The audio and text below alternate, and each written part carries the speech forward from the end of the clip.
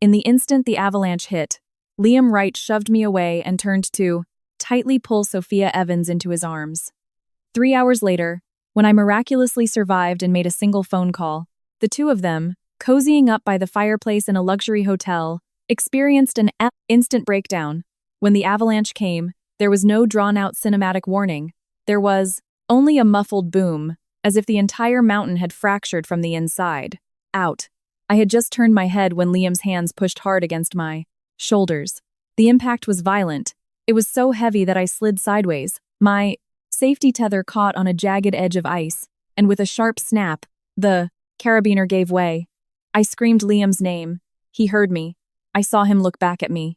But the very next second, Sophia shrieked and lunged at him. Without a sliver of hesitation, he turned, pulled her into his embrace, and used his own body to shield her from the flying chunks of ice and debris.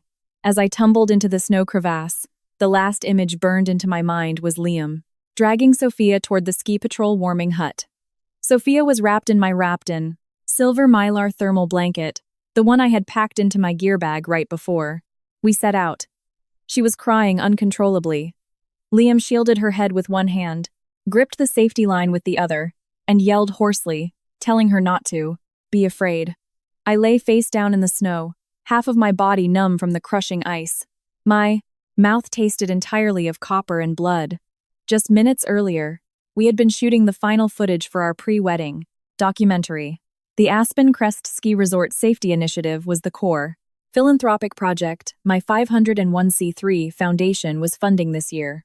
Liam had said he wanted to merge our wedding preview video with the Mountain Rescue charity campaign. He told me that our wedding shouldn't just be about the two of us, but about doing something meaningful. I believed him. So, I personally led the team up the mountain, mapped out the routes, confirmed the emergency checkpoints, and even brought the foundation's authorization documents for the problems consider the flex stuff next quarter in my backpack. But I never expected Sophia Evans to show up on the closed training trail. Wearing a pristine white snowsuit, she stood next to Liam, looking like a delicate flower raised in a greenhouse.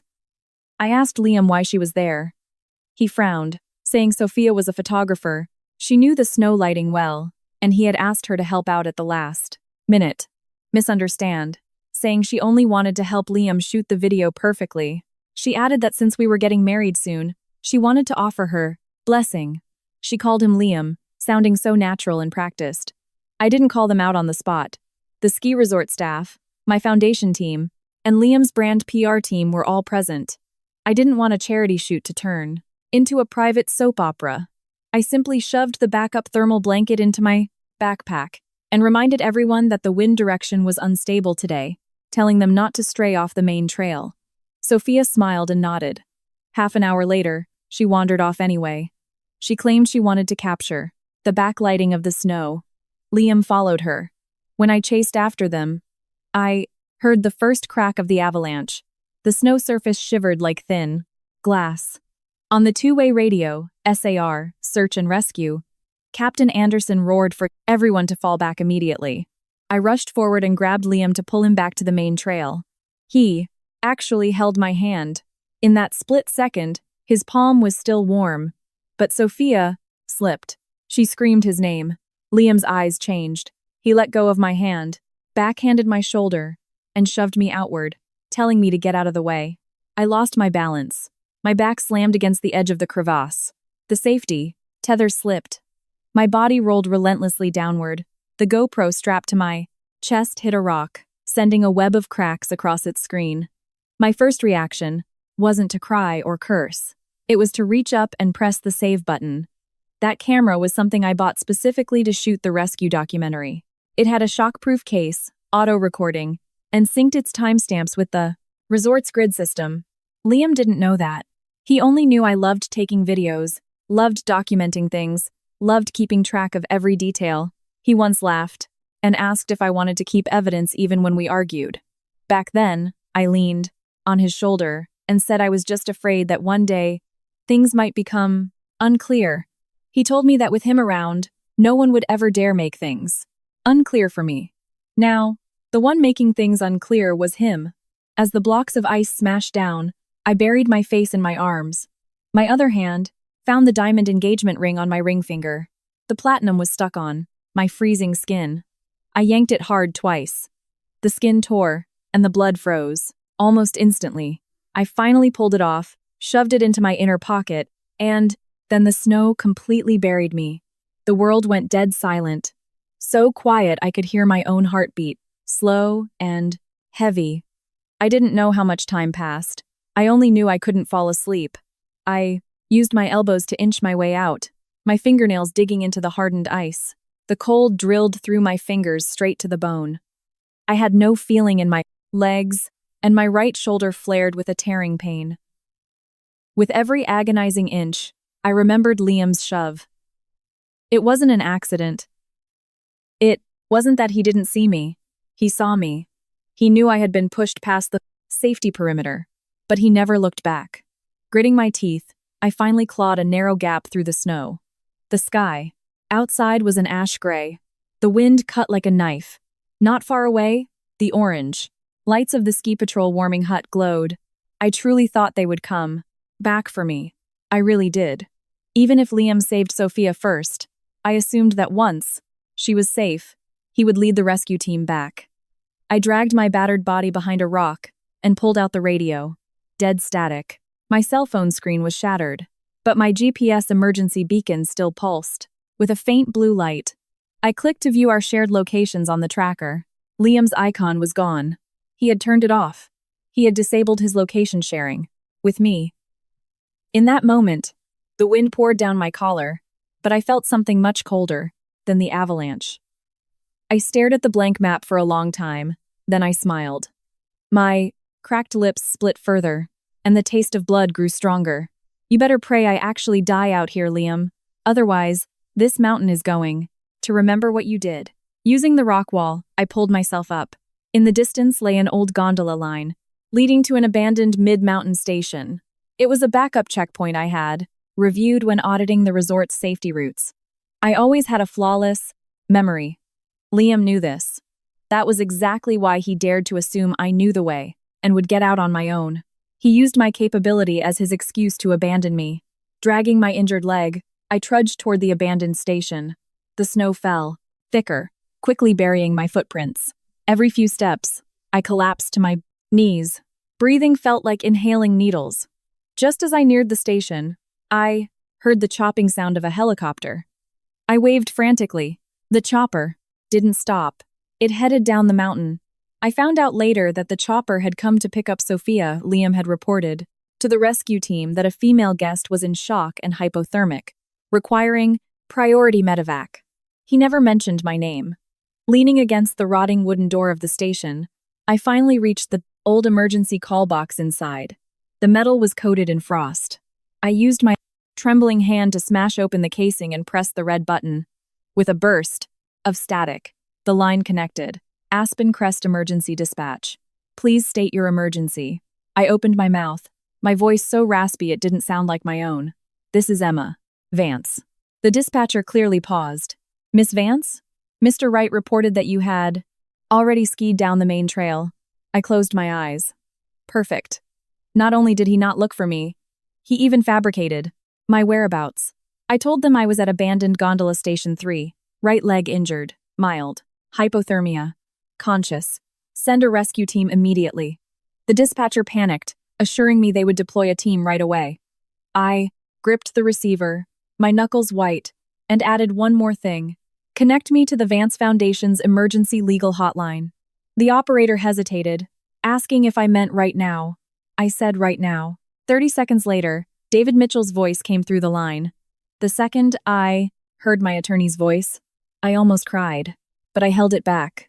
I told David to file an emergency injunction to freeze all Foundation assets immediately. He fell silent for a single second before his tone turned ice cold. He asked me to confirm the targets. Staring at the blinding snow outside, I spoke word by word. Subpoena all incident footage and SAR logs from Aspen Crest. Subpoena all communication. Records between Liam Wright and Sophia Evans. Subpoena the luxury hotel check-in. Records. Freeze every project authorization under Liam's name within the Vance Foundation. Halt all pending funding transfers to his brand, Wild Trek.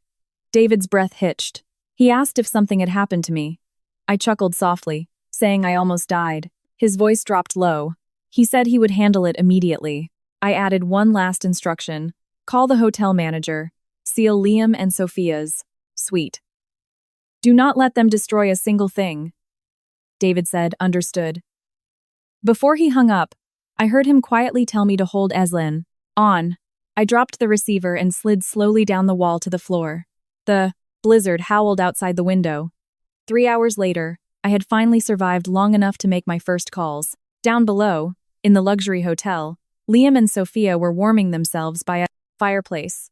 They were about to find out I wasn't dead. Later, Liam would ask me why calling him wasn't the very first thing I did when I survived. Looking at him then, I almost laughed out loud, because I knew he wouldn't pick up, and because I had finally seen things clearly. During that Avalanche, it wasn't that he didn't have a choice. He chose Sophia. So, after surviving, it was time I chose myself. When the rescue team stormed the abandoned station, I was violently shivering. It wasn't just ordinary cold. My entire body was shaking from the bone outward, my teeth chattering uncontrollably. My consciousness drifted in and out. Captain Anderson rushed in. The moment he saw the blood and frostbite on me, his face drained of color, he asked how I ended up there. I lifted my eyes to look at him. I asked exactly what time they received the missing person report for me. He froze. I stared right into his eyes and told him to tell the truth. Anderson was silent for 2 seconds. He explained that Mr. Wright initially said I had confirm, but Liam said I might have gone straight back to the hotel to rest. Anderson admitted I was officially classified as missing only 47 minutes ago. I closed my eyes. 47 minutes, during the golden hour of rescue after an avalanche. Liam used the excuse that I probably went back to the hotel to wipe me entirely off the rescue priority list. Captain Anderson cursed under his breath. I didn't reply. He wrapped a thermal blanket around me and had his medic stabilize my leg. Suddenly, I grabbed his sleeve. Captain, do not alter the SAR logs. He looked at me. I told him that no matter who asked him to change them, he shouldn't do it. Anderson's eyes darkened, stating it was against their protocol. Anyway, I nodded, telling him I trusted him. As they loaded me onto the stretcher, my phone finally picked up a sliver of cellular signal. A flood of missed calls popped up on the cracked screen. None were from Liam. They were from Noah, David, and my mother. Liam's text thread was stuck on the night before. He had texted saying that after the shoot today, we needed to sit down and hash out the final wedding details. I had texted back, okay. Now, staring at that single word, it stung my eyes. As the ambulance started down the mountain, David called me back. The asset freeze was active. The hotel manager had received the legal notice and was heading up to the suite. The foundation accounts were locked, 3 pending. Payments to Wild Trek and Liam's agency permissions were suspended. I asked where he was right now. David paused, then said they were in the penthouse suite at the Summit Lodge. Sophia was there too. The glare from the snow outside the ambulance window was blinding. My fingers clenched the blanket. I asked when they checked in. An hour and a half after the avalanche. Liam opened the room using your Amex. Centurion privileges. It's a suite with a fireplace, private hot tub, and a concierge doctor service. I let out a dry laugh. My throat burned. He certainly wasn't worried about me. Freezing. David didn't say anything. He knew he didn't need to. I asked if the room was sealed. He said the manager was at the door and asked if I wanted to be patched through to the scene.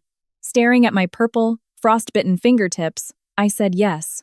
A few seconds later, the hotel manager's nervous voice came through the line.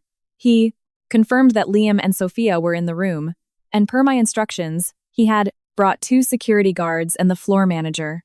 I quietly told him to put me on speaker. Knocking echoed through the phone. Soon, Liam's impatient voice rang out, demanding to know what was going on. The manager apologized for the intrusion, stating that per a legal notice from the Vance Foundation, they needed to place a temporary seal on the penthouse suite pending an investigation. The room fell dead silent.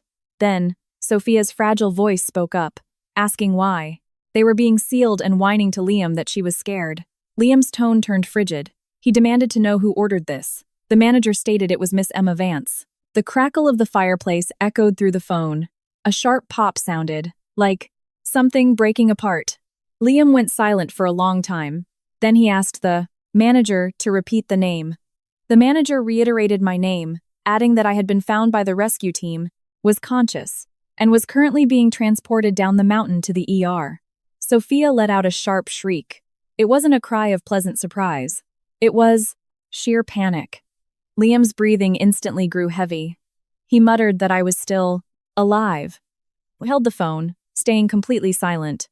The manager, unaware I was listening, maintained his professional tone, asking Liam to cooperate. He stated that Miss Vance demanded the preservation of all items related to the incident, including ski gear, communication devices, thermal blankets, medical logs, and billing receipts. Liam finally panicked. He demanded the manager hand the phone over so he could speak to me. The manager politely declined, saying Miss Vance had not requested to speak with him. Liam's voice suddenly spiked, filled with a loss of control I had never heard from him before. I could hear Sophia crying in the background, asking what they should do and saying I must have misunderstood. She babbled that she didn't mean to take my blanket. She was just so cold. Liam lowered his voice and told her to shut up. Leaning back in the ambulance, I slowly closed my eyes. So he was capable of telling Sophia Evans to shut up. As long as the situation threatened his own interests, the manager continued, asking Liam to cooperate. He informed them that security would wait by the door. They could not remove anything other than their personal belongings, and their phones needed to be logged for communication records. During the time of the incident, Liam furiously asked what right they had to do this. The manager's voice turned colder, informing him that the suite was booked under Miss Vance's exclusive Amex account privileges. Furthermore, since the Aspen Crest charity project was funded by her foundation, the contract stipulated that all related lodging, medical, and transit records fell under the 501c3 project's federal audit scope. The line went quiet again. I could vividly imagine the look on Liam's face. He always knew I had the power to elevate him, but he never truly considered that I also had the power to cut him off entirely. Sophia whimpered, complaining to Liam that she was cold and wanted to change her clothes. The manager swiftly interrupted, informing her that the silver thermal blanket she was wearing also needed to be logged, as its serial number matched Miss Vance's personal inventory. This time, Sophia went completely mute. I had heard enough. I raised my hand and ended the call. David quickly texted, "Hotel seal executed. Liam is demanding to contact you." I replied, "Ignore him." David sent back, "Understood." When the ambulance finally stopped at the ER, Noah was already waiting. He wore a heavy black overcoat, his eyes terrifyingly red. When he saw them carry me out, he rushed forward, his voice cracking as he said, "I scared him to death." I wanted to comfort him, but I didn't have the strength. When he saw my hands, tears immediately fell. He demanded to know where Liam was. I told him Liam was at the hotel. Noah froze. I added that he was there with Sophia. The heartbreak on Noah's face morphed into absolute rage. He asked if Liam had lost his fucking mind. Staring at the harsh white lights of the emergency room, I softly said no.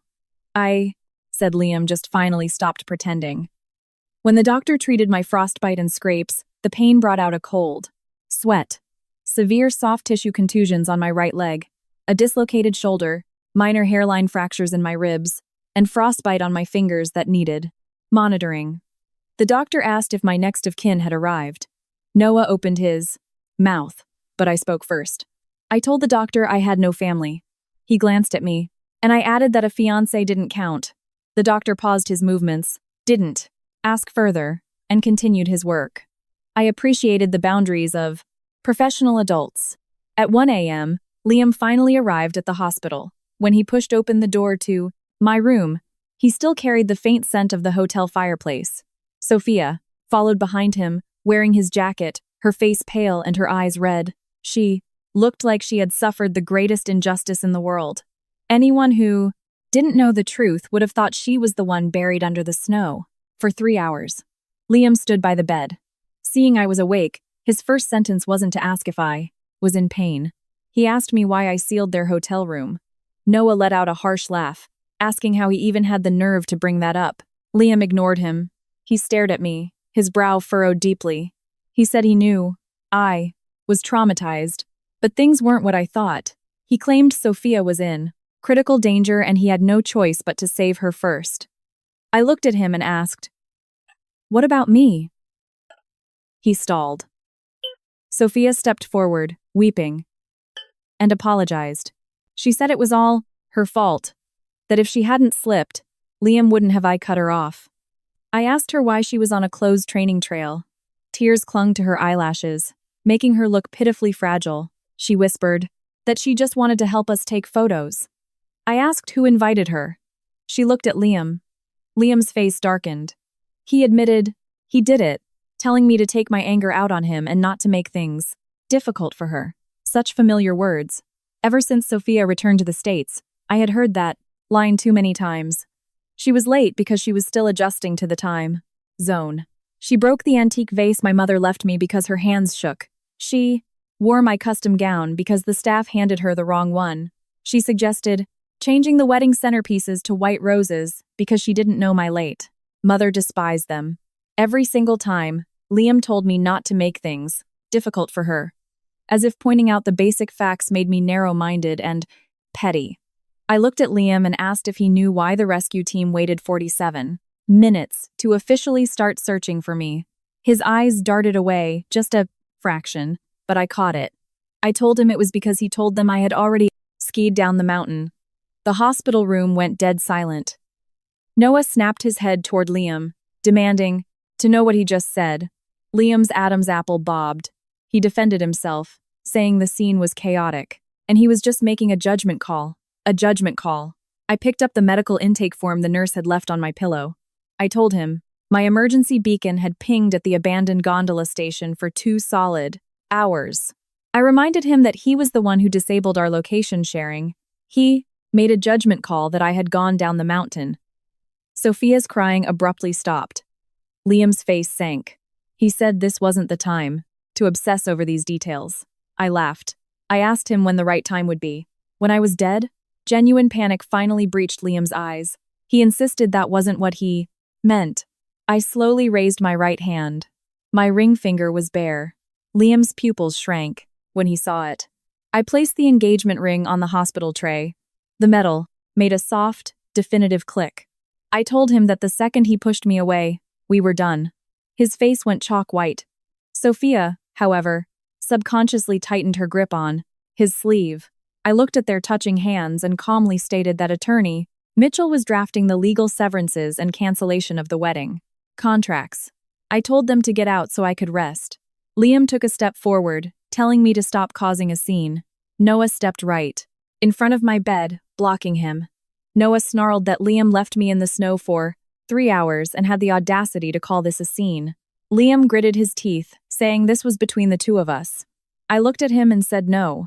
I told him that from the moment he delayed the rescue, blocked my location, and checked into that hotel on my dime, this became an issue of civil and corporate liability. His expression finally shattered entirely. After Noah shoved him out of the room, Liam stood in the hallway for a long time. I could hear him on the phone, keeping his voice low. But the hospital was too quiet at night. I caught fragments. He ordered his PR spin machine to keep the media in the dark, told them to reach out to the foundation, and explicitly stated the wedding prep would continue as planned. They couldn't let the public think there were any issues. I leaned against the pillows, an IV drip taped to the back of my hand. So the real reason he rushed here wasn't fear of my pain. It was fear that I had survived to tell the truth. Sophia hadn't gone far. She sat crying on a bench in the corridor. Nurses walked by, casting sympathetic glances. She was a very skilled crier, not too loud, but just enough to ensure everyone heard her. She kept repeating that she didn't mean to, asking if I hated her, and begging Liam not to fight with me because of her, reminding him that I was his fiancé. Every sentence sounded like a concession, yet every word was designed to broadcast to everyone that her relationship with Liam was far from ordinary. Noah sat by my bed peeling an apple. The knife traced the skin in a perfect circle. He asked if going out there and slapping her across the face counted as self-defense in Colorado. I said yes, provided he remained emotionally stable. Noah got so mad he shoved the peeled apple into my hand, asking how I could still laugh. I took a bite. It was sweet, but left a bitter aftertaste. I told him crying wouldn't solve anything. Noah's eyes watered, and he asked if I was in pain. I didn't answer. He instantly understood, lowered his head, and swore violently. At 3 a.m., David arrived. He brought a thick, black legal binder. There was still melted snow in his hair. He announced he had secured the first batch of evidence and spread the documents on the hospital tray table. The first page was the SAR team's timeline. 14:26. Avalanche occurs. 14:31. First group evacuates to the ski patrol warming hut. 14:38. Sophia Evans is medevaced. 14:47. Rescue team asks for my location for the first time. Liam responds that I likely skied down the main trail.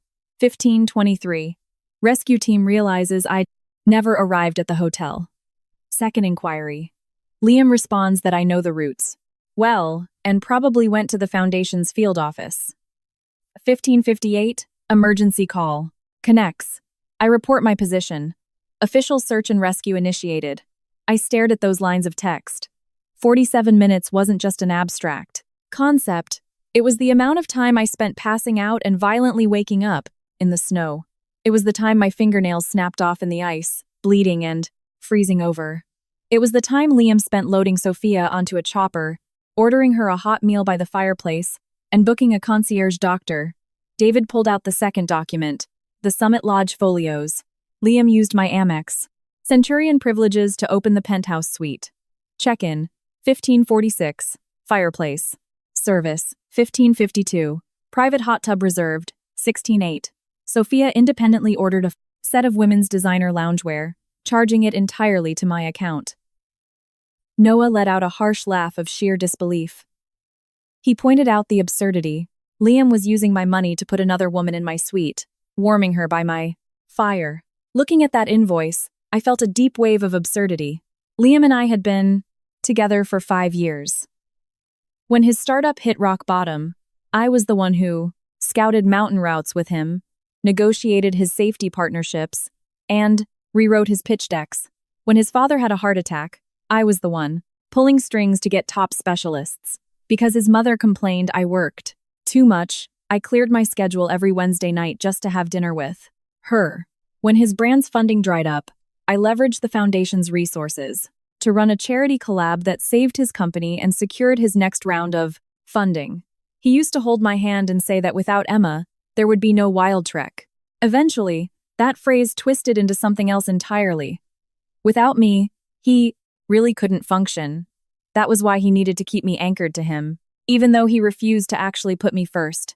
David lowered his voice, handing me the termination of wedding contracts and Foundation severance notices. He asked if I was sure I wanted to serve it today. I said yes.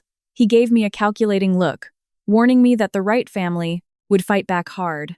Our wedding invitations were already mailed. Multiple corporate partners were tied to the PR of this wedding. He warned that if I canceled now, they would spin it as trauma-induced emotional instability. I agreed. I told him to send the legal notices first, but no public statement. Yet, Noah asked why. I told them we needed to let the Wright family make the first move. David immediately understood. The harder they tried to suppress me, the more devastating the evidence would be. I nodded. Liam knew the old me too well. I never liked dragging private matters into the public eye. After my mother died, I got used to swallowing my hardships, silently. The Wright family knew this. They thought that as long as they weaponized the wedding, corporate partnerships, and family reputation, I would back down. So I would let them apply the pressure. The heavier they pressed, the harder the snapback would be. By dawn, the calls from his parents started coming. I ignored them. They switched to voicemails. Mrs. Wright's voice played, "Emma, I know you feel wronged." But Liam had to think of the bigger picture. In an avalanche, nobody can be perfect. Sophia is physically fragile, and she got hurt years ago because of Liam. Protecting her was just him taking responsibility. You two are getting married soon. As a woman, you have to learn to prioritize the bigger picture. You're freezing hotel rooms and locking up business accounts. What will people think of our family? I listened to all 3 voicemails and handed my phone to David to back up. David nodded. Shortly after, Mr. Wright texted. He was far more direct. He told me the Wild Trek and Foundation projects could not be delayed. He demanded I sign the authorizations before the wedding. He quoted a corporate buzzword, telling me not to sacrifice the macro-level goals for micro-level issues. Sacrifice the macro for the micro. Me being buried under the snow for 3 hours was the micro. His brand's funding was the macro. I placed my phone face down on the table. At noon, Liam returned to the hospital. This time, he didn't bring Sophia. He had changed into a sharp black overcoat. The dark circles under his eyes made it clear he hadn't slept. Standing in the doorway, his voice was slightly hoarse. He asked if we could talk. Noah sneered, asking what there was to talk about how he used my money to draw. Sophia, a hot bath? Liam's face tightened. He warned Noah to stay out of it. I raised my good hand, signaling Noah to step aside. Reluctant, Noah moved back. Liam walked in. His eyes dropped to my bandaged hands, and he finally asked quietly if it still hurt. Belated care is infinitely more repulsive than indifference. I told him to get straight to the point. His Adam's apple bobbed. He asked if I could lift the seal on the hotel room. He said the media was catching wind of the rumors. Wild Trek was about to launch a new product line. If an incident liability got attached to the brand, the whole team would suffer. I stared at him. And so? I asked. He softened his tone, asking me to drop the investigation so we could handle it internally. He promised to give me whatever compensation I wanted. I told him I wanted him to admit that he pushed me during the avalanche, delayed the rescue report, and turned off his location sharing. He went silent. I smiled. I told him he couldn't do it. Liam's brow furrowed heavily. He claimed he admitted he handled things poorly, but argued I couldn't classify it as intentional harm. He said he was just completely overwhelmed in the chaos. I asked if he was so overwhelmed that he remembered to book a private hot tub for Sophia. His expression froze. He quickly claimed she was suffering from severe hypothermia. I asked for the medical logs. When he looked confused, I told him the hotel's concierge doctor must have a record if she was severely hypothermic, and that my attorney had already subpoenaed them. I told him not to tell lies that were so easily punctured. He looked at me, his gaze finally turning cold. He asked if I was interrogating him. I looked back with dead calm and told him I was saving myself. Liam looked as if the words physically struck him. He suddenly said, I never used to be like this. I nodded, agreeing that I never used to be shoved into an avalanche by my fiancé. Either. A flash of pained frustration crossed his face. He insisted he didn't push me. I didn't argue. I simply picked up my phone and played an audio file extracted from my damaged, yet still readable, GoPro. The sound of roaring wind. Sophia screaming. My voice yelling at Liam to get back to the main trail. Then, Liam's urgent voice, let go first, followed, instantly by the sound of a violent collision and my muffled grunt as I fell. The hospital room went deathly quiet. Liam stared at the phone, the color draining entirely from his face. I paused the audio. I mentioned the video was still rendering and should be ready soon. He finally panicked. He reached out to grab my hand. I dodged him. His hand hung in mid-air as he pleaded with me not to do this. He said our 5 years together weren't fake. I looked at him. Of course, 5 years wasn't fake. I truly loved him once. Loved him enough to drag him out of his lowest point, freely handing over my resources, my network, and my time. But precisely because it wasn't fake, that shove hurt even more. I told him that the 5 years were real, but so was the avalanche. His eyes watered. He promised to make it up to me. I told him he couldn't afford it. His voice dropped. He said I was emotionally unstable right now and told me not to make any rash decisions. The wedding was in 20 days. We could postpone, but we couldn't cancel. I suddenly understood. It wasn't that he didn't grasp how badly I was hurt. It was that he believed my trauma could neatly line up behind his brand, his wedding, and his reputation. I picked up the velvet ring box from the tray and held it out to him. Take it, I said. He didn't move. I placed it on the table right in front of him. I told him I would never marry a man who pushed me away during an avalanche. Liam stared at the box, his voice dropping to a harsh whisper. He told me I was going to regret this. I looked back and said, no, I wouldn't. When he turned and walked out, his shoulders were rigid. As soon as the door clicked shut, Noah rushed over and hugged me. I didn't cry. I just felt a string inside me finally snap. That afternoon, the Wright family PR spin machine went to work. They released a statement claiming I had suffered a severe shock during the avalanche, leading to temporary emotional instability. They assured the public that the wedding preparations were proceeding as planned and that Liam was by my side 24/7. They attached a candid-looking photo of Liam looking exhausted in the hospital hallway, perfectly angled to make it seem like he had stood vigil all night. The comments section was flooded with praise for his devotion. People called him a responsible CEO, gushing over how he stayed by his fiance's side. Some told me to stop being a diva, asking where else I'd find a man like him. Noah was so furious he wanted to wage war on Twitter right then and there. I stopped him. I told him it wasn't time yet. He was exasperated, shouting that they were walking all over me. I stared at the PR statement, slowly taking screenshots. Let them take a few more steps, I said. Noah was stunned. I sent the screenshots to David, telling him the Wright family was officially spreading defamation, and to add it to the civil suit.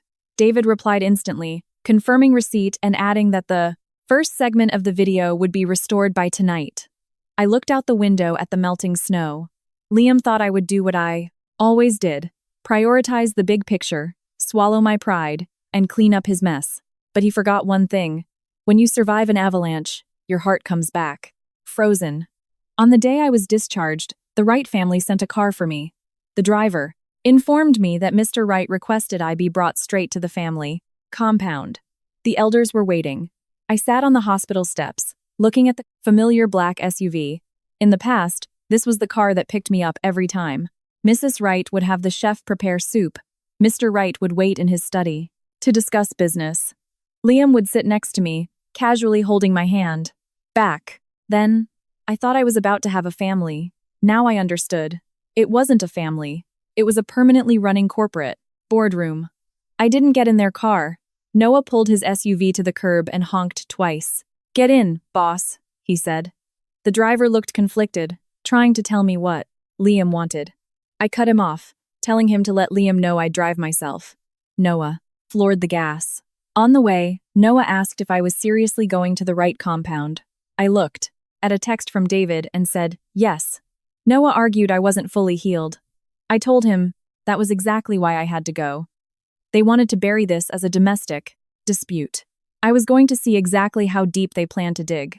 The Wright family compound was situated in the upscale hills outside Denver. Red decorative lights for the wedding were still strung across the courtyard. The Comso's staff looked incredibly uncomfortable when they saw me. The living room was packed.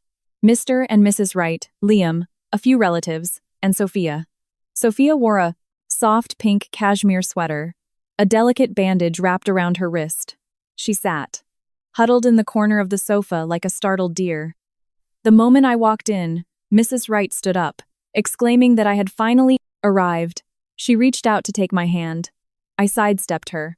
Her smile stiffened, but she quickly adopted a soothing tone, asking if I was still mad. She claimed she knew I felt wronged, but insisted families shouldn't hold grudges overnight. I took a seat and asked who exactly was family here. The room went silent. Mrs. Wright's expression soured. Mr. Wright cleared his throat, telling me not to speak out of anger. He said they called me over to neatly resolve the incident and the wedding together. I looked at the coffee table. Right on cue, there were 3 documents. A. Wedding itinerary confirmation, a foundation authorization amendment, and an heiress, internal NDA and settlement agreement regarding the accident. I almost laughed, out loud. Their efficiency was astounding. I nearly died in the snow, and they had already neatly categorized my trauma, my wedding, and my money into 3 stacks of paper. Mr. Wright adjusted his glasses. He admitted the situation on the mountain was chaotic and Liam had handled things poorly. but he insisted an avalanche was an avalanche. Act of God. And as the project lead, I also bore responsibility for site management. I stared at him, waiting for the punchline. He concluded that blowing this out of proportion benefited no one, suggesting an internal settlement.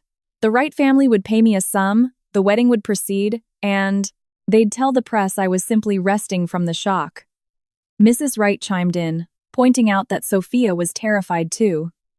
She scolded me for sealing a young girl's hotel room and auditing her phone, claiming Sophia hadn't been able to eat for days. Sophia's tears fell precisely on cue. She sobbed, swearing she didn't want to steal anything and knew I didn't like her. She claimed she was just so scared that day. I asked her if she was so scared that she accidentally stole my thermal blanket. Her face went stark white, and she stammered that she didn't know it was mine. I pointed out my name was written in bold letters right on it. She choked back a sob. Liam frowned and snapped at me, saying it was just a blanket and telling me to drop it. I turned my gaze to him. I asked him what part of this was just anything. Just a blanket? Just 47 minutes? Just a disabled GPS tracker? I almost died, but to him, I was just emotionally unstable.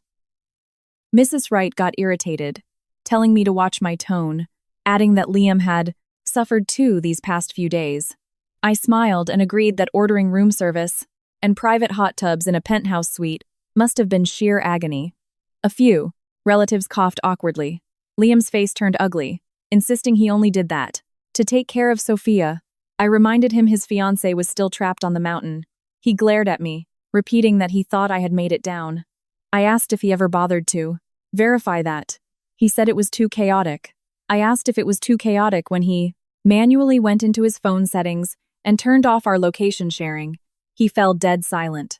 Mrs. Wright immediately interjected, dismissing location sharing as silly couples drama that shouldn't be blown out of proportion.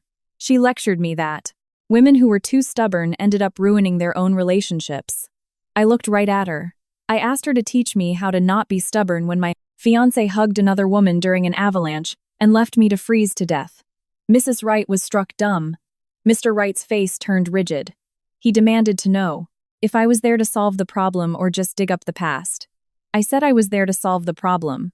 I dropped the legal binder David prepared onto the table. Item 1. Formal notice of wedding cancellation and vendor liability shift. Item 2. The Vance Foundation's immediate suspension of all Wild Trek project authorizations. Item 3. A formal, official liability investigation into the way accident. Item 4. A joint public retraction by Liam and Sophia, correcting the defamatory PR statements, admitting I was neither emotionally unstable nor throwing a tantrum. With every point, the Wright family's expressions darkened. Mrs. Wright slammed her hand on the table, accusing me of trying to destroy Liam. I looked at her with dead calm. I told her that during the avalanche, he had already destroyed me first. Sophia stood up, weeping. She offered to leave the country and never see Liam again if I was just jealous of her. She begged Liam not to hurt me because of her. She delivered the lines as if she were the ultimate martyr. I looked at her and stated that her leaving had nothing to do with me. What I was pursuing was why she illegally trespassed onto a closed training trail. Why she stole my emergency gear. Why she stayed silent when the rescue team asked for headcounts. And why she checked into a luxury suite with Liam without ever reporting me missing. The fragile mask on her face finally cracked. She claimed she was frozen in shock. I asked if she was so in shock she remembered to order a hot tub. Noah let out a loud sneer from the doorway. Sophia bit her lip, crying harder. Liam stood up, stepping between me and Sophia. He told me to come at him. Instead, I watched his subconscious need to protect her. Strangely, it didn't hurt anymore. Once you hit the absolute threshold of pain, all that's left is crystal clarity. I told him not to worry, neither of them was getting away. Mr. Wright finally dropped his diplomatic facade. He warned me that Wild Trek and the Foundation had 3 years of intertwined finances. He threatened that if I blew this up, the IRS audit wouldn't look good for me either. It was a blatant threat. I raised an eyebrow, asking if he was daring me to order an audit. Mr. Wright stiffened. I pulled another file from my bag. I announced that an internal foundation audit had officially begun today. Every expense, supply order, hotel bill, and personal tab charged by Wildtrek would be forensically examined. Liam's face instantly changed. Mrs. Wright's voice tightened as she asked what personal tabs I meant. I looked at Sophia. Her fingers were nervously twisting the hem of her sweater. I read out the list slowly. 3 separate camera equipment purchases after her. Return to the U.S. 2 luxury ski resort wellness retreats. And this recent penthouse suite. The living room fell into absolute silence. Mrs. Wright stared at Liam in horror. Liam refused to meet her eyes. Mr. Wright's face was livid. He hissed at me not to spout nonsense in front of the family. I stood up, stating that if the receipts were real, it wasn't nonsense. I told them this wasn't a negotiation. It was a legal notification. Liam finally snapped. He lunged forward and grabbed my wrist. My injuries hadn't healed, and the grip sent a spike of blinding pain through me, draining the side, color from my face. Noah instantly rushed in, shoving Liam back and yelling at him to let go. I raised my uninjured hand, pulling out my phone, and tapped the voice recorder. I asked Liam, loud and clear, if he was currently applying physical coercion against an accident victim. He dropped my hand like he had touched boiling water. I looked at him. I told him it was nice to see he finally knew how to be scared. I turned and walked toward the door. Just as I reached it, Sophia called out to me. She asked if I really had to be this ruthless. I looked back, standing behind Liam, her eyes red. She whispered that if Liam hadn't saved her, she might have died. I stared at her and asked, "Did he actually save you?" She froze. I told her the rescue team saved her. The helicopter saved her. The emergency infrastructure my foundation paid for saved her. All Liam did was carry her away and leave me to die in the snow. I told her to stop packaging other people's survival resources as proof of their epic romance. When I got into Noah's car and the door shut, Noah was still shaking. He told me I was a total badass in there. I leaned back into the seat, closing my eyes in sheer exhaustion. I muttered that it still wasn't enough. My phone buzzed. David texted. The first video file from the GoPro had been fully restored. Attached was a screenshot. Right before the avalanche, Sophia was standing off the main trail, holding my silver thermal blanket. Liam was looking at her, looking stressed. And in the corner of the frame, the software had isolated and translated Sophia's lip movements. She was saying, "She's in the way." I stared at that screenshot for a long time. Not "I'm scared," not "help me." It was "she's in the way." 4 simple words, slicing through skin and bone like a surgical blade. Did Liam hear her? I didn't know, but I knew that seconds later, he did push me out of the way. The next day, I went to the data recovery center. Noah wanted to come, but I told him I needed to see this alone. The technician placed the GoPro on a static-free mat. The casing was destroyed, but the SD card survived. The footage was shaky, and the audio was warped by wind, but the critical window was restored. The screen lit up. The glare of the snowfield stung my eyes. In the video, Liam stood to my front left, Sophia to his right. I heard my own voice telling Sophia to come back because it wasn't a designated shooting spot. Sophia laughed, saying she just wanted one photo. I warned them the wind had shifted and told them to get back on the trail. Liam sounded annoyed, telling me to stop being so tense.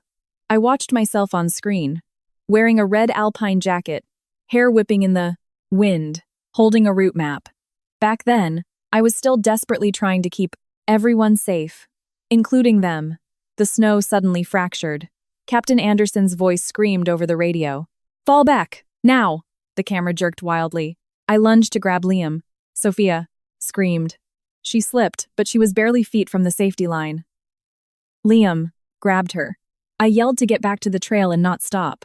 Sophia sobbed, crying to Liam that her legs were weak and she couldn't walk. Liam looked at me. "Go get help," he shouted. I said there was no time. We had to move together. Then, the moment happened. Sophia gripped Liam's sleeve.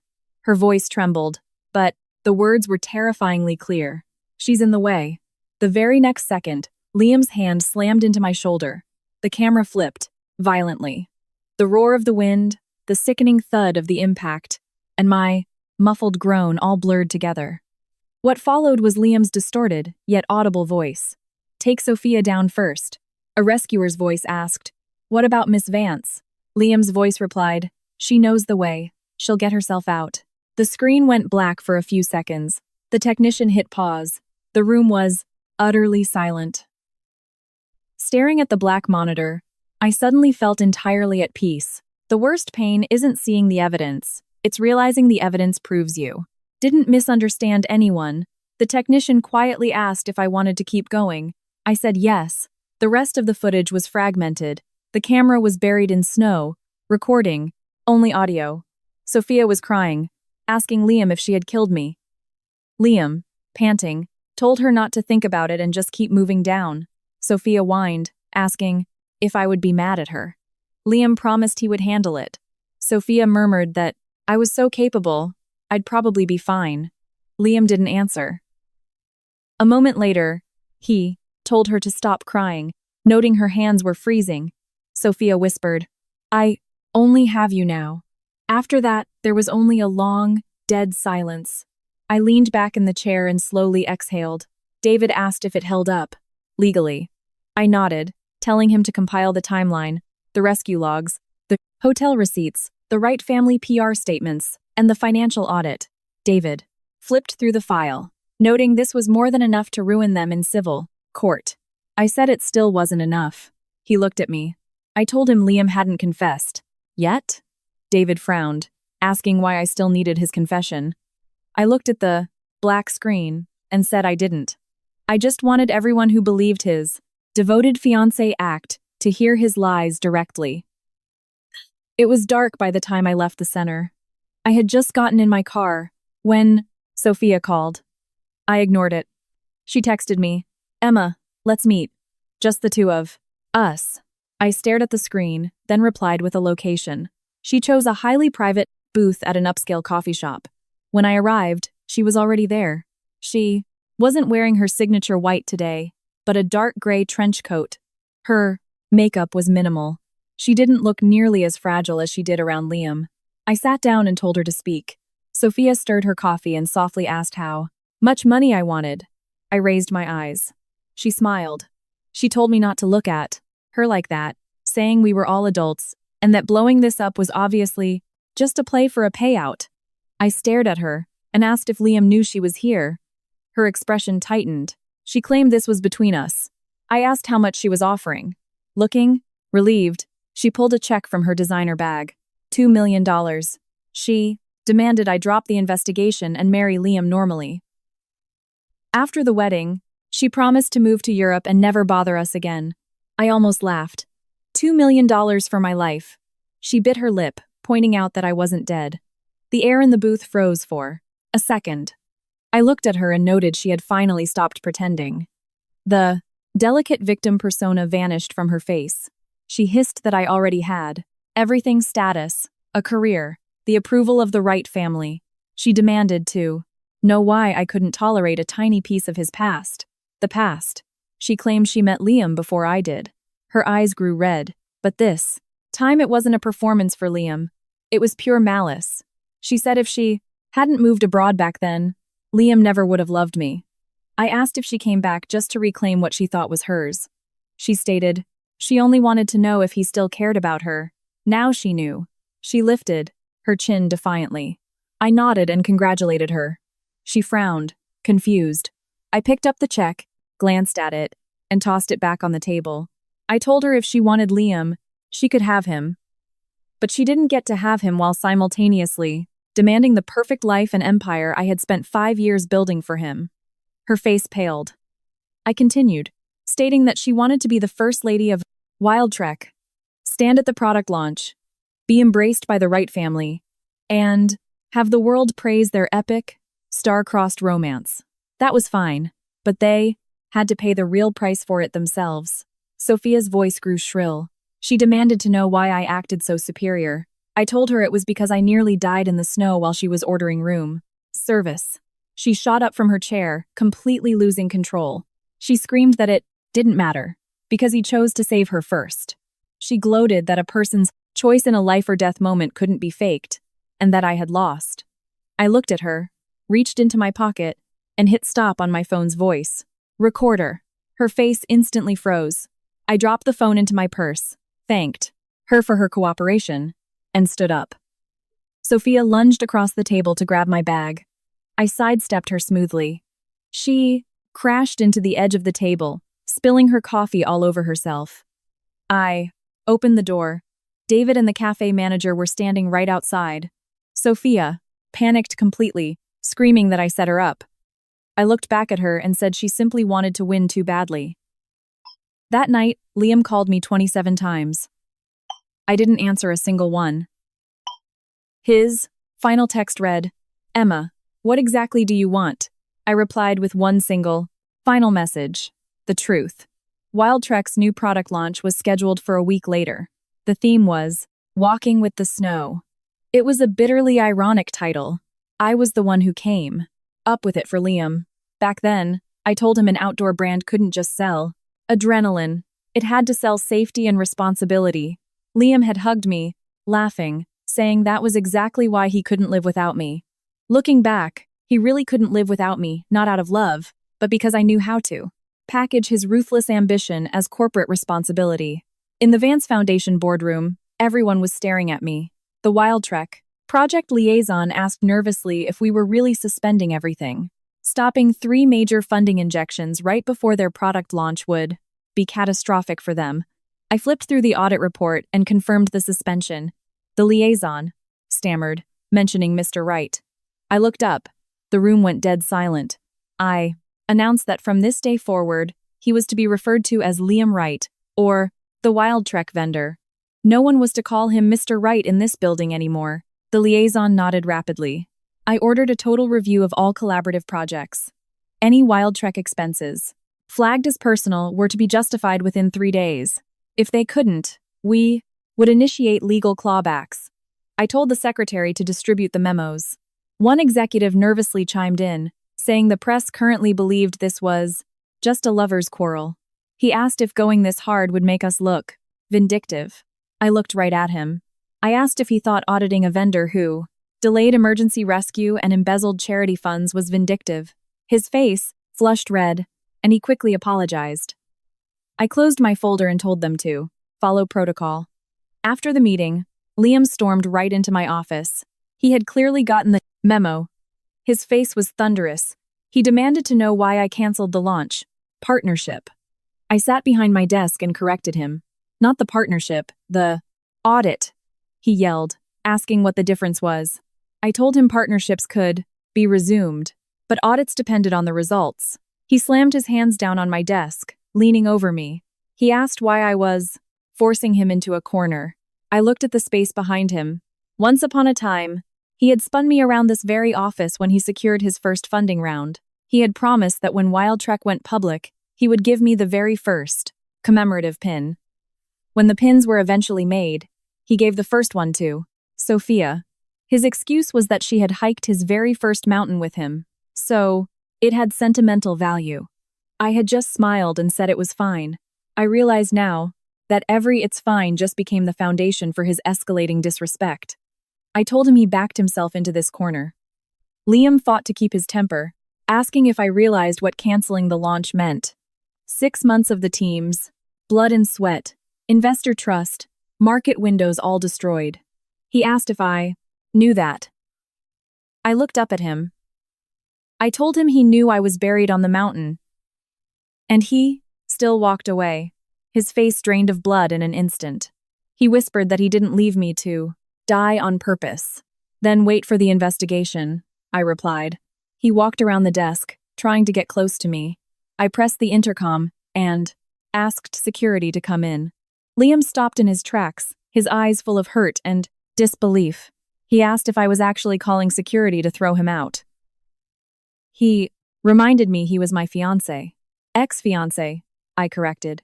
He stood in silence for several seconds before his voice broke. He said he was wrong.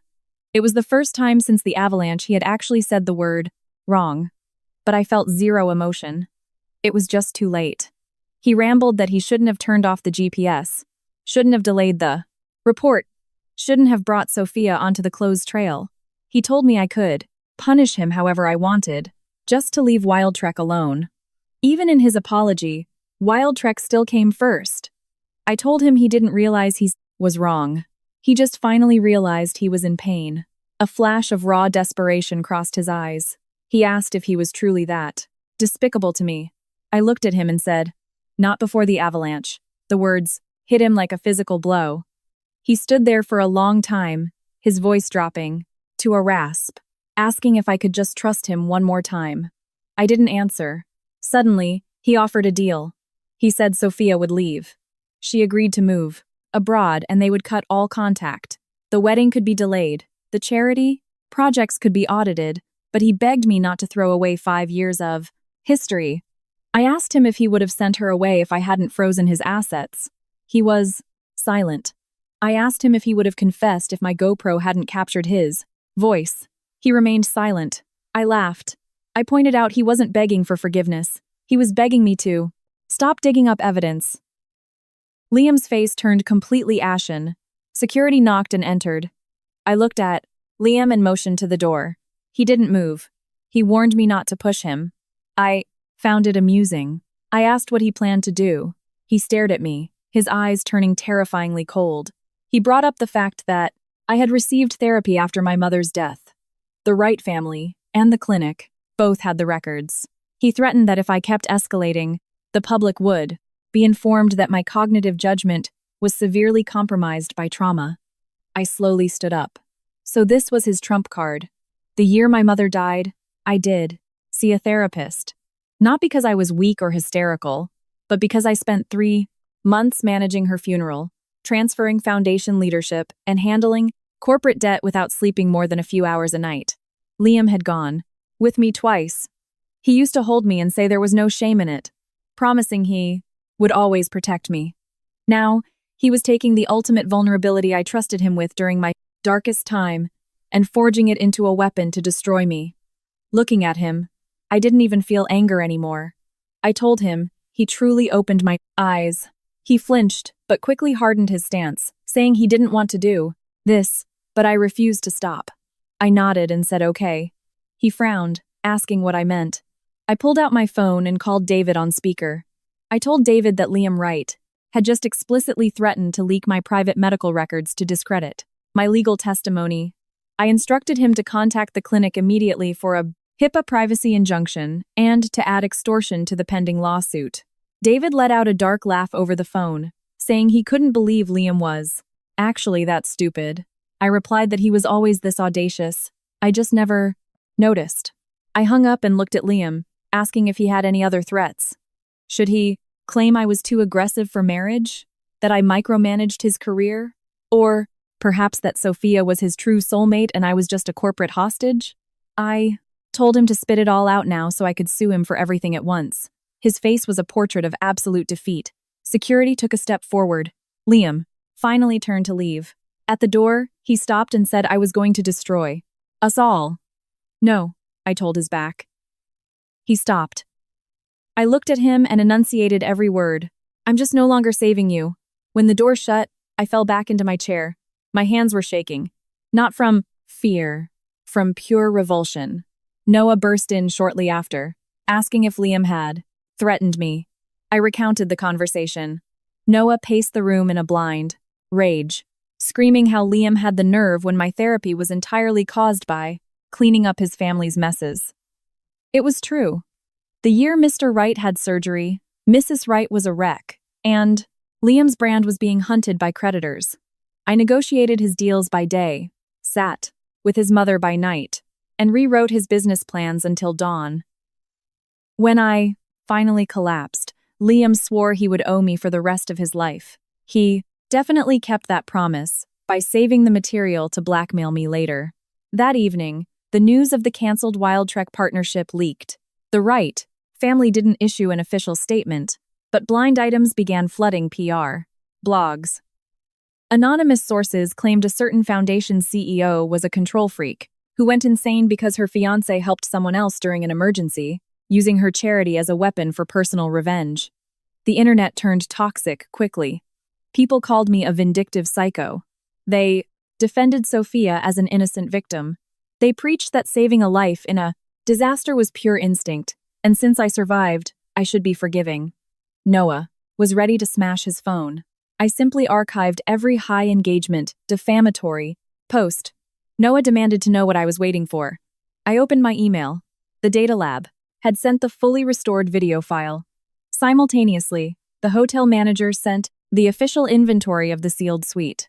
Included in that inventory was something incredible: Sophia's burner phone SIM card, which she had carelessly left in the bathroom. David was already pulling the data. I stared at the screen.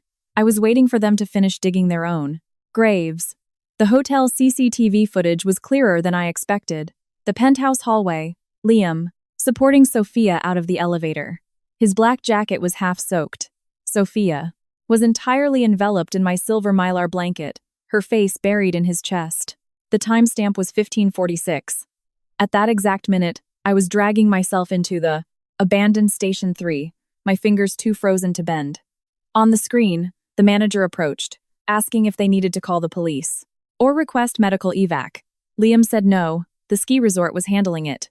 The manager asked if Miss Vance was with them and needed a room prepared. Liam paused for 1 second, then said I had other arrangements. I paused the video right there. Other arrangements. Being buried alive was my arrangement? David sat next to me, his face grim. He noted this was the smoking gun. Liam explicitly knew I wasn't there, yet actively deterred the hotel from verifying my safety. I hit play. Liam took Sophia into the suite. 30 minutes later, room service delivered hot soup, dry clothes, and a medical kit. Sophia changed into the hotel's luxury cashmere robe, sitting by the fire. Liam crouched in front of her, drying her hair with a towel. She cried, asking if she was causing trouble. Liam told her not to overthink it. Sophia asked if I would be mad at her. Liam stayed silent, then promised to explain it to me. Sophia looked down, saying I was so brilliant, I wouldn't be useless like her. Liam reached out, stroked her hair, and told her she didn't need to compare herself to me. I closed the video. Noah was swearing up a storm in the background. Doesn't need to compare herself? Noah spat. She's not even in the same universe. I remained silent. Strangely, it didn't hurt much. Maybe I was numb. Or maybe the Liam I loved had already died in that avalanche, and I was just reviewing the autopsy. Among the hotel evidence was a handwritten note from Sophia. It read, "Can we change the main visual for the launch, Liam? I want to use the silhouette of me in the snow. It tells a better story." Below it was Liam's handwriting. "Let's wait until after the wedding." Looking at those lines, I smiled. She never wanted to offer her blessing. She wanted to systematically replace me from the documentary to the brand launch to Liam's side. Step by step, David handed me the financial audit. Over the past 6 months, 7 separate expenses charged to the charity partnership were directly linked to Sophia. Camera gear, flights, wellness retreats, designer clothes, totaling $200,000. Noah's eyes went wide. "He used your money to fund his side piece?" "Not my money," I corrected. "Foundation money. That makes it a federal issue." David nodded, noting that if Wildtrek couldn't justify this as a direct project expense, clawing the money back was just phase 1. They could lose their corporate licenses and face the IRS. I told him to send the legal demand. Now. David looked at me, warning that Liam was going to lose his mind. I dragged the CCTV screenshots into the evidence file. I told him Liam's mental state was no longer my concern. Liam did indeed lose his mind. He called half an hour later. This time, I answered. His voice was a low, furious hiss. He accused me of auditing Sophia's expenses. I corrected him. I wasn't auditing her expenses. I was auditing his embezzlement. He shouted that I personally approved those budgets. I agreed, which was why the demand letter went to Wildtrek, not her. He fell silent, his anger peaking. He said I knew she had no income since moving back, and that amount of money meant nothing to me. I almost laughed. I asked Liam if he knew what that $200,000 was originally allocated for. When he didn't answer, I told him it was meant to buy 30 upgraded GPS emergency beacons for the Aspen Crest rescue teams. The phone line went dead quiet. I continued, telling him he took that money to buy Sophia camera lenses, book luxury suites, and pay for spa trips. On the day of the avalanche, my outdated beacon nearly failed to broadcast my location. I asked him to repeat that the money meant nothing. Liam's breathing became erratic. He swore he didn't know the beacon purchase was delayed, arguing I signed so many papers I couldn't possibly check every line. Item. I told him that was exactly why we had audits. His voice dropped into a desperate rasp. He asked if I was truly trying to send him to federal prison. I asked him if he broke the law. When he remained silent, again, I softly asked, "If you didn't break the law, what are you afraid of?" He hung up on me. I stared at the darkened screen, feeling absolutely nothing. That afternoon, the Wright family launched Phase 2. They tipped off TMZ and the tabloids to photograph Sophia walking out of a psychological clinic. The PR spin was masterful. Avalanche survivor Sophia E. suffering from severe PTSD. Sources say the bride-to-be's aggressive legal threats triggered a breakdown. They didn't use my name, but every word pointed a gun at my head. The comments section erupted again. People called me a cold-blooded monster. They argued Sophia was a victim too. They insisted it was human nature for a man to save the weaker woman, and as his fiancé, I should have been understanding. Noah was losing his mind. He accused them of banking on the fact that I wouldn't leak the videos. I told him it still wasn't the right time. He yelled, asking what on earth I was waiting for. I opened my inbox. The completed video files were there. Furthermore, David sent the recovered data from Sophia's burner SIM card. I looked at the screen. I was waiting for their grand finale, the engagement party. The Wright family hadn't canceled the massive pre-wedding banquet in Denver, scheduled 3 days away. In fact, they expanded the guest list. Their strategy was glaringly obvious. Use a massive public event to force my hand. If I didn't show up, I was a hysterical diva. If I went, it meant the wedding was still on. If I caused a scene, they would point to it as proof of my instability. Every angle was calculated. But they didn't realize I was waiting for this exact stage. For 3 days, I went ghost. I attended medical checkups, gave my police statements, finalized the audit, and reviewed the termination papers with David. Liam texted me constantly. It shifted from anger to justifications to pathetic, begging. He promised to cancel the product launch.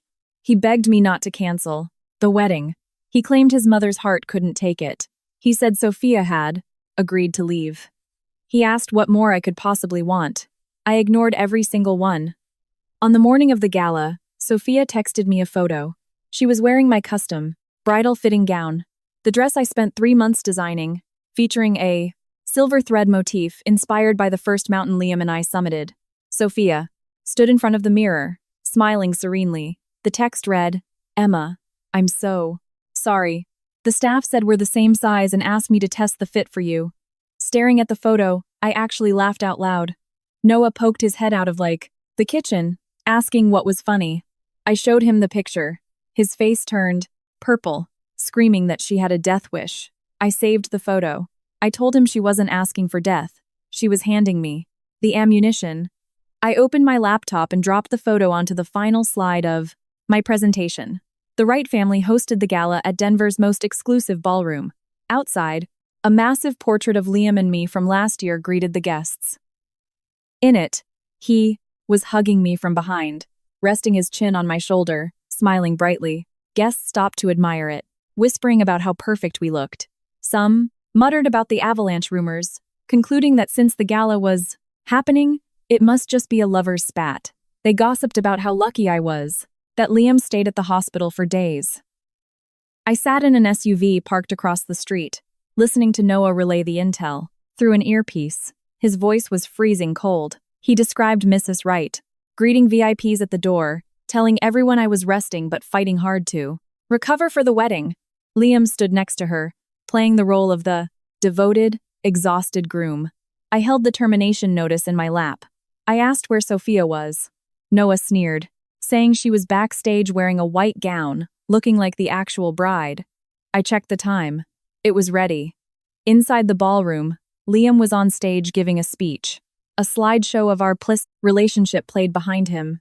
He fed the crowd a line about how recent, unexpected events had shaken us, but praised my resilience, asking everyone for space while I recovered. The crowd applauded. Mrs. Wright wiped away a fake tear. Mr. Wright looked stoic and proud. It was a perfectly choreographed, theatrical performance. Then, the main doors blew open. David Mitchell, flanked by 2 paralegals, marched straight down the center aisle. He wore a razor-sharp suit, holding a thick legal binder. Liam's voice faltered on the mic. The guests spun around. Mrs. Wright panicked, rushing forward and demanding to know what he was doing. David offered a polite, lethal smile. On behalf of my client, Miss Emma Vance, I am here to serve the formal termination of the wedding contracts, alongside multiple legal notices regarding the recent accident. The entire ballroom erupted in gasps. Liam dropped the mic and vaulted off the stage, his face horrific. He demanded to know where I was. David stated smoothly that I was still recovering from severe injuries and chose not to subject myself to an environment designed for public coercion. Mrs. Wright shrieked, asking what coercion meant at a wedding event. David turned his back on her, facing the hundreds of guests. Therefore, it is necessary to inform everyone present. The relationship between Miss Vance and Mr. Wright is permanently terminated as of today. The wedding is cancelled. All associated financial damages will be billed to the liable parties. The room exploded. Mr. Wright slammed his hand on a table, screaming that this was an outrage. Liam lunged for the binder, demanding to know if this was my idea. David stared him down. Liam's eyes were bloodshot as he screamed that he demanded to see me. David flatly refused. Mr. Wright barked at the AV tech to cut the screens. The event manager rushed over, whispering nervously to Mr. Wright that the AV system and screen rentals were paid exclusively through Miss Vance's Amex Centurion account. Mr. Wright froze. The massive LED screen flickered. The romantic slideshow vanished.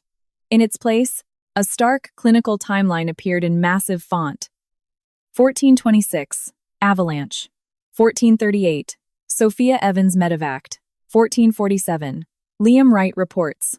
Emma Vance skied down safely.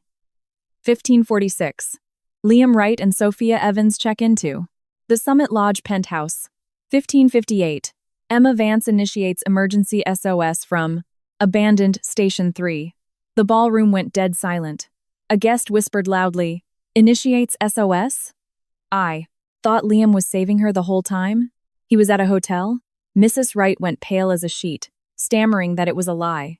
David's voice cut through the room like a whip, announcing that all data was sourced directly from the Aspen Crest rescue logs and subpoenaed hotel records. Liam stared at the screen, paralyzed. The slide shifted to the hotel CCTV. Liam, drying Sophia's hair by the fireplace, Sophia swaddled in my silver blanket. The timestamp glared in the corner. A collective gasp sucked the air out of the room. Mrs. Wright swayed on her feet. Sophia burst from backstage, her face ghostly white. She screamed that it wasn't true, that I misunderstood, that she was just so cold. David clicked a button. The next slide appeared. The inventory tag of the Mylar. Blanket. Serial number CS017. Owner. Emma Vance. Designation. Personal. Emergency gear. Sophia's voice died in her throat. Liam charged the tech booth to kill the feed, but Noah's private security detail blocked him. Noah strolled through the side doors, his voice carrying perfectly across the silent room. He told Liam not to rush, because the best part was next. The screen cut to the GoPro footage, the howling wind, me screaming to get back, to the trail, Sophia shrieking that she couldn't walk. And then, enhanced and subtitled, Sophia's voice. "She's in the way." The ballroom felt like a graveyard. Then, Liam's voice booming through the speakers. "Let go first." The violent tumble, the screams, the sickening crunch, and finally, the audio of the rescuer asking about me, and Liam's voice, replying, "She knows the way. She'll get herself out." The video ended. No one moved. Even the ambient music had been cut. Liam stood, paralyzed, looking as if he had been buried in the avalanche himself. Sophia, shook her head violently, sobbing that she didn't mean it like that. Noah laughed cruelly, asking what else she's in the way meant. In the way of her becoming Mrs. Right? The crowd began to openly whisper. It was brutal. He left her in an avalanche and went to a penthouse. Sophia was supposed to be the innocent victim, but she orchestrated it. Mrs. Wright suddenly lunged at David, begging him to turn it off. David smoothly sidestepped her, reminding her to mind her conduct, noting all evidence had been submitted to the authorities. Mr. Wright's face was purple. He grabbed Liam's arm, hissing a demand to know what else he had lied about. Liam didn't answer. He just pulled out his phone and started calling me over and over. I sat in the SUV, watching his name light up my screen, and let it ring. Back inside, Sophia suddenly shrieked Liam's name. She demanded he say something to tell them she wasn't malicious. Liam slowly looked at her. The look in his eyes was complex shock, resentment, and the sudden realization that she had dragged him down with her. Sophia saw the look and completely unraveled. She grabbed his arm, screaming that he couldn't look at her like that. She reminded him that he was the one who chose to save her. That he was the one who said Emma was strong enough to survive on her own. The moment she said that, Liam's face twisted in horror. The crowd went even quieter, soaking in every word. David signaled his paralegal to take notes. Liam violently shoved Sophia off him, screaming at her to shut up. Sophia wailed hysterically, asking why she should shut up. She screamed that he was always supposed to save her first. She waited years for him and demanded to, I know why I got to stand next to him the second she left. She screamed that he promised she was the one he couldn't let go of. Mrs. Wright clutched her chest. Mr. Wright closed his eyes in ultimate defeat. The guests stared at them with outright disgust. The meticulously planned fairy tale gala had transformed into a public execution. Liam finally bolted from the room. He sprinted out the front doors, scanning the street frantically until he spotted my SUV. I rolled the window down just an inch. He ran over, the freezing winter wind whipping his hair. His eyes were entirely red. He begged me to roll down the window and talk to him. I looked at him and said no. He choked out that he really knew he was wrong. I told him he didn't know he was wrong. He just knew he couldn't hide it anymore. His breath hitched.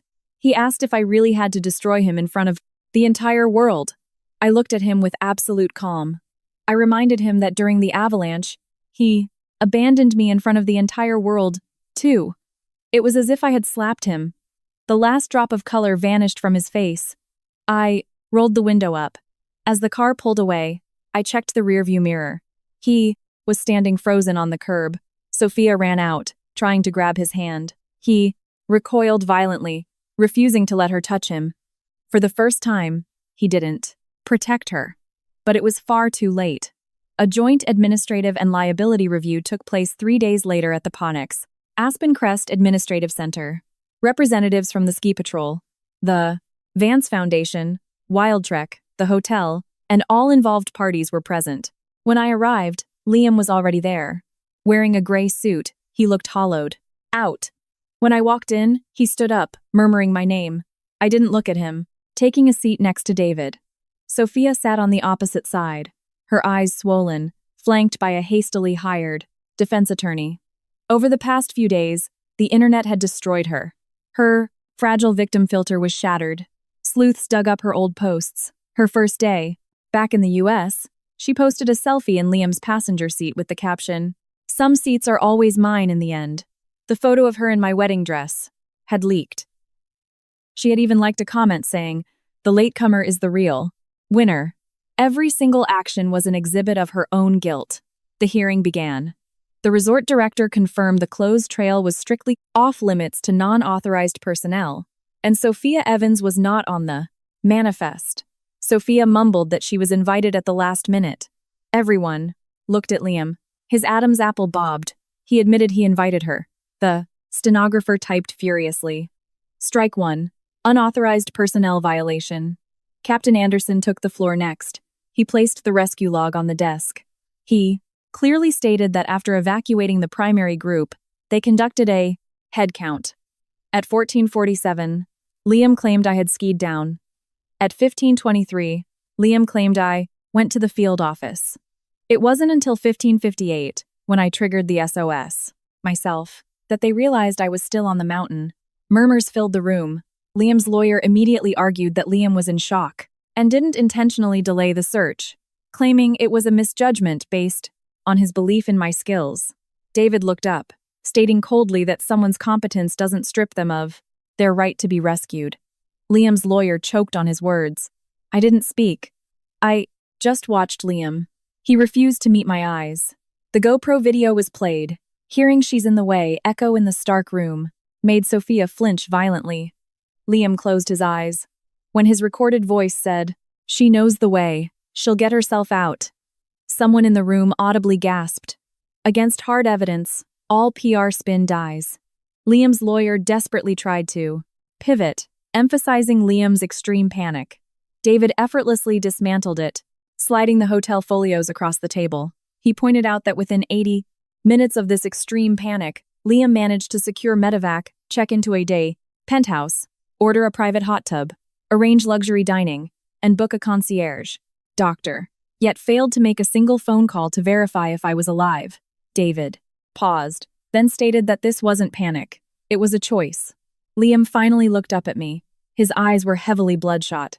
I stared back, blankly. He opened his mouth, but no sound came out.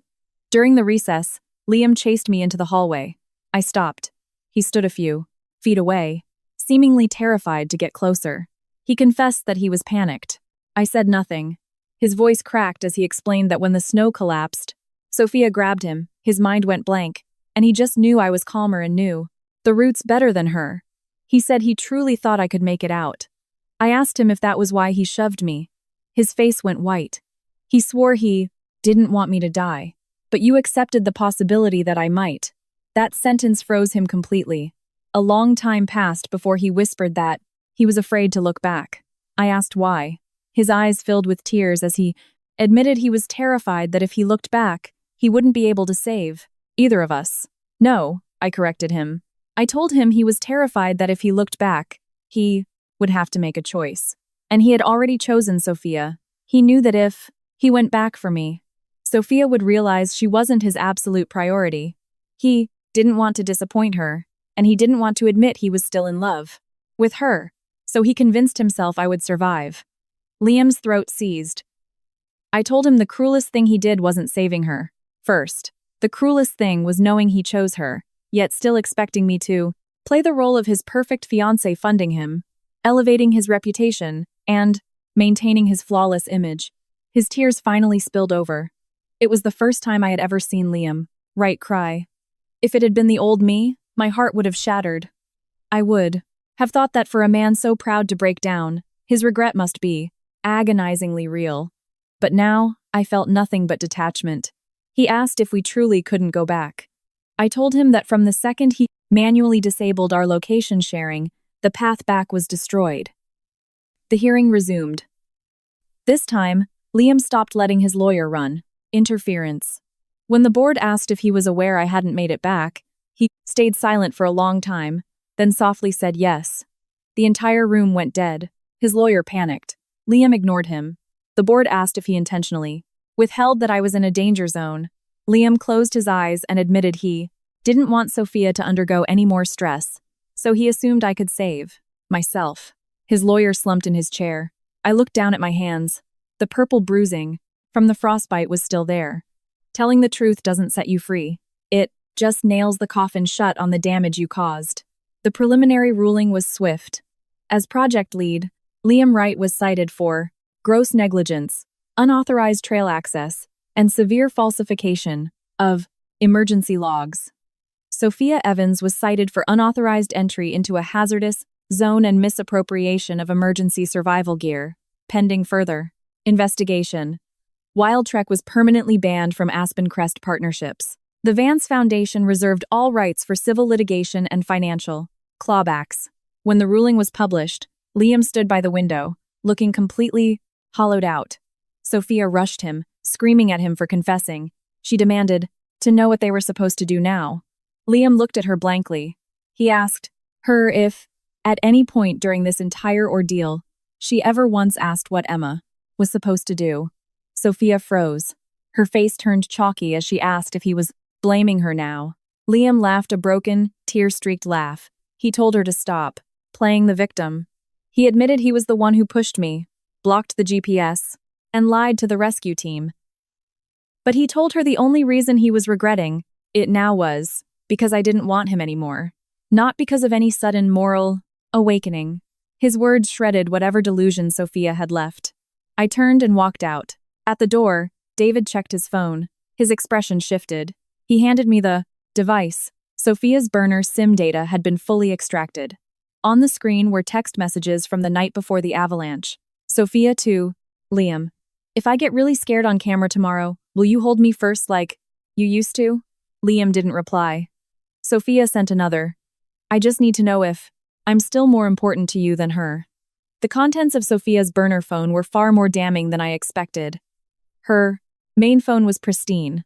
The burner was a goldmine. Text to her friends. I don't believe Liam actually loves Emma Vance. She's just highly functional for marriage. Men need a workhorse when they're broke, but they always go back to their first love when they're rich. Emma is too stable. It's annoying. If I can make him lose control just once, the right family will see she's not invincible. Aspen is the perfect setup. The mountains are dangerous. Fear makes.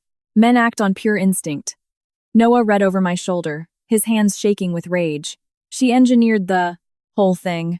David nodded grimly. It proved premeditation.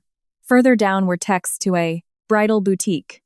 Sophia asked if a bridesmaid could test fit a custom gown if the bride was sick. The boutique said yes, with permission. Sophia replied, she won't know. And texts to Liam's PR assistant. Can we feature my photos heavily in the launch? Will Miss Vance mind? Assistant. Liam will handle it. Every text was a piece of the puzzle, revealing the calculated predator beneath.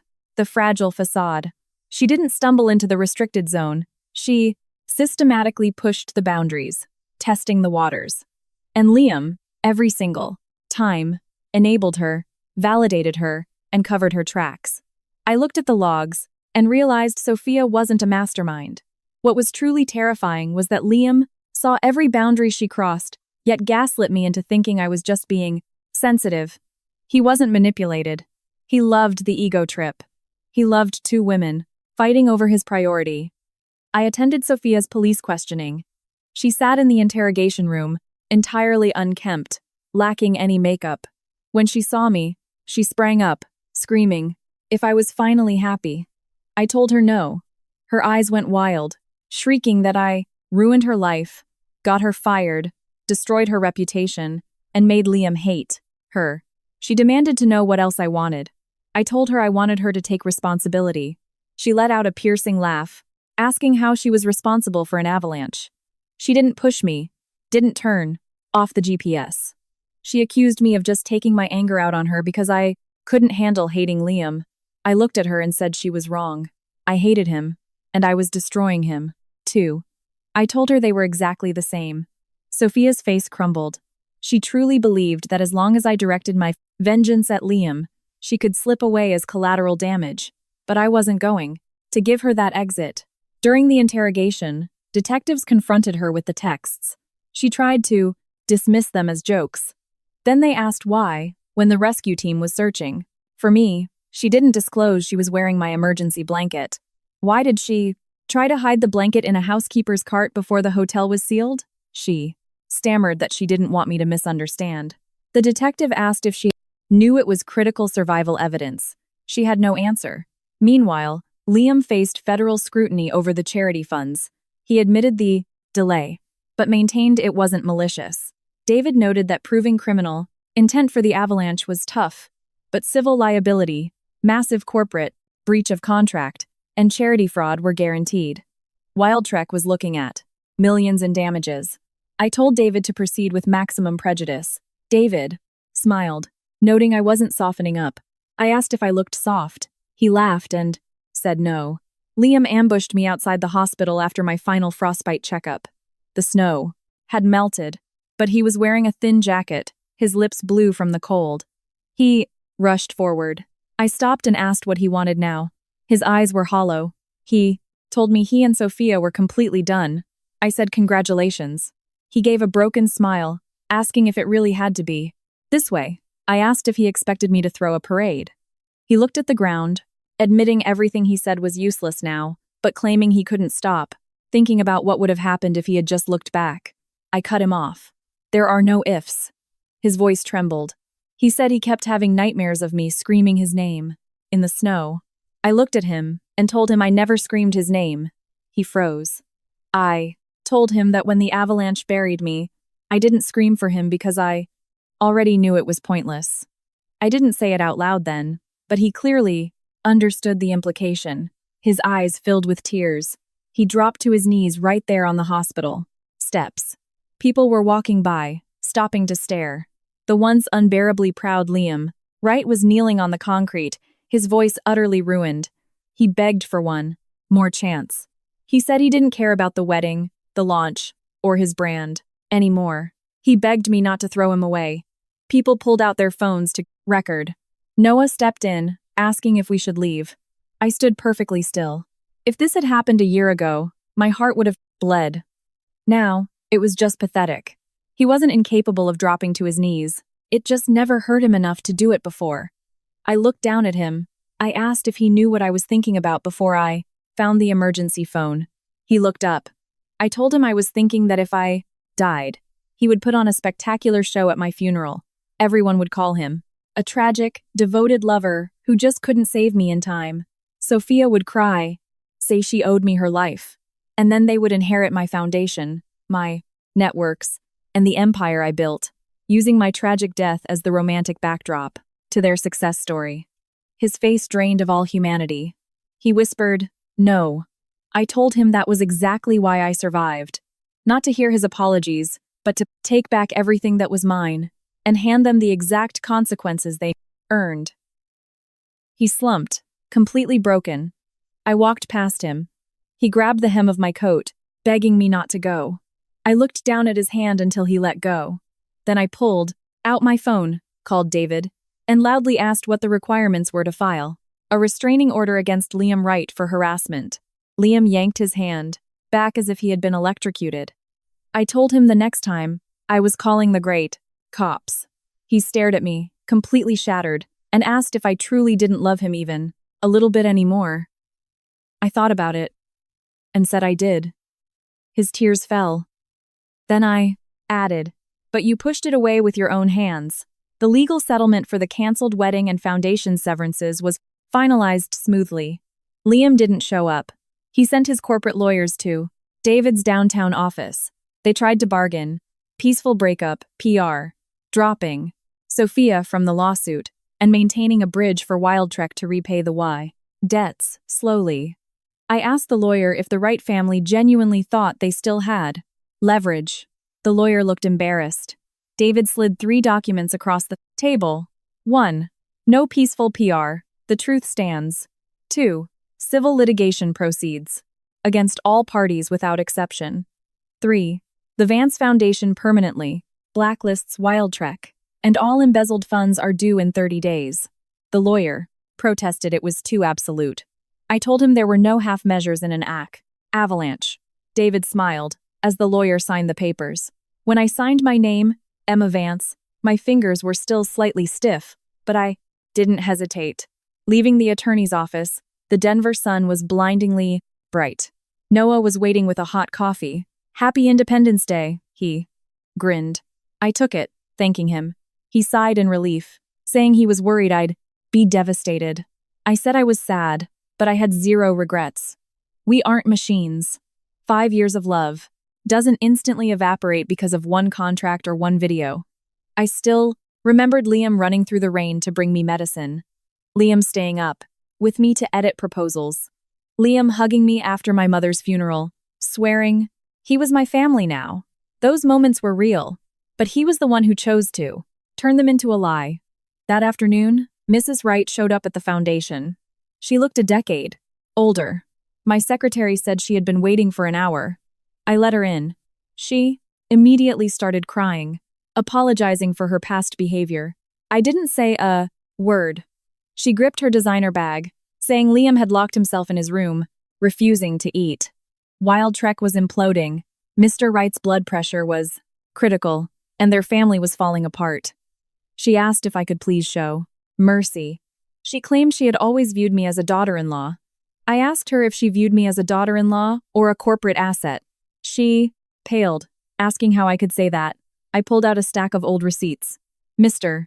Wright's surgeon fees, I fronted. Her luxury rehab stays, I arranged. The foundation contracts I gifted Liam. The sketchy relatives I kept off the payroll to protect their brand. I laid them out.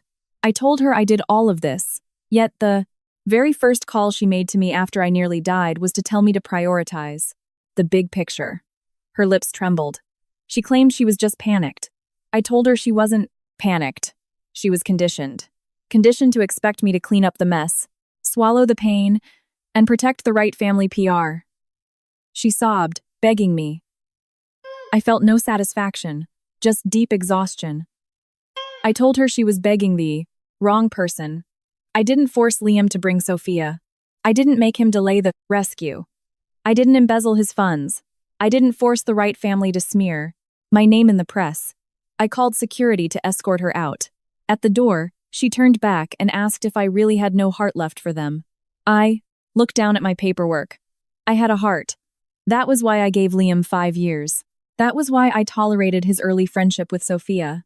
That was why I never blew up at the Wright family's endless demands. But love couldn't be used as a substitute for survival. That night, the official government report dropped. Wildtrek lost all state contracts. Liam was formally charged with criminal negligence. Sophia faced civil suits and crippling fines. The board of Wildtrek ousted Liam the next morning. The company he built locked him out of his own building. Late that night, he sent me a massive text.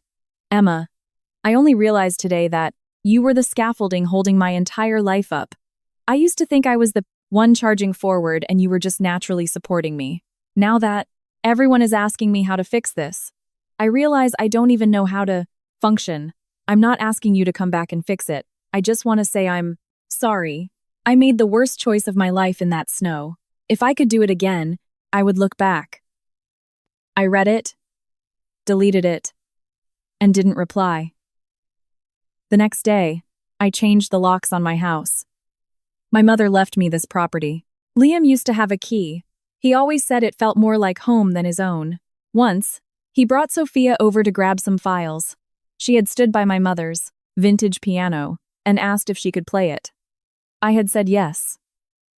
I realized boundaries are lost exactly like that, inch by inch. The locksmith asked if I wanted the old keys. I said no. He threw them in the trash. The sound was faint, but I knew some doors were closed forever. When Aspen Crest officially reopened, I was there. Not for Liam, but for the new safety initiative. We installed 3 new emergency towers, upgraded the GPS array, and added biometric gates to the restricted zones. Captain Anderson handed me the newest Garmin beacon. I strapped it on. The blue light pulsed, strong and steady. I took off the scratched, damaged beacon from the Avalanche and put it in my pocket. I later placed it in the Vance Foundation's display case with a plaque. Never entrust your survival to someone who can turn off your signal. As the shoot wrapped up, the sun set behind the Rockies, painting the snowfields in brilliant gold. Standing in the freezing wind, I suddenly remembered the exact second I hit the red button on that old emergency phone. I was shaking, my voice ruined, looking like an absolute wreck. But that single phone call was what pulled me out of Liam Wright's narrative. He thought I would call him crying. He thought I would beg him to come get me. He thought I would wait for his excuses. But I didn't. I called my attorney. I called the rescue grid. I called upon the Emma Vance who desperately wanted to live and who wanted to win herself back. When the snow stopped falling, I never looked back. I just kept walking forward,